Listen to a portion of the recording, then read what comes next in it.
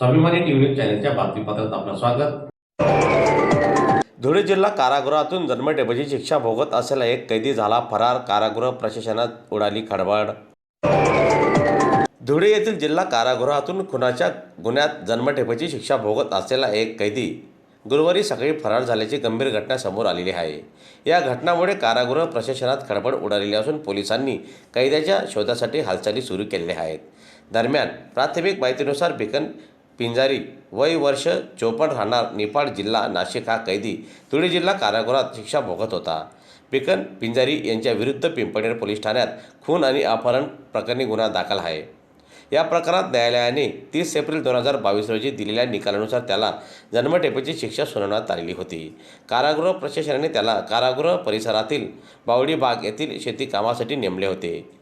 दरम्यान गुरुवारी सकाळच्या सुमारास शेतीकाम सुरू असताना त्यांनी संधी साधून कारागृह परिसरातून पळ काढल्याचे समोर आलेले आहे। दरम्यान कैदी फरार झाल्याची माहिती मिळताच कारागृह प्रशासनात एकच खळबळ उडालेली आहे। धुळे जिल्हा कारागृह अंतर्गत नव्याने सुरुवात करण्यात आलेले धुळे जिल्हा खुले कारागृह हे सुरू करण्यात आलेलं असून या ठिकाणी सद्यस्थितीत जवळपास एक आपली 70 बंद्यांची निवड झालेली आहे आणि मध्यवर्ती कारागृहातून त्यांच्या वर्तणुकीनुसार त्यांच्या कारागिरीन चांगल्या वर्तणूक असतात आणि इथं त्यांचं सिलेक्शन होत असते आणि त्यांना स्वतःच्या जबाबदारीवर कुटुंबात लवकरात लवकर जाण्याच्या दृष्टीने त्यांचं खुले कारागृहात निवड केली जाते।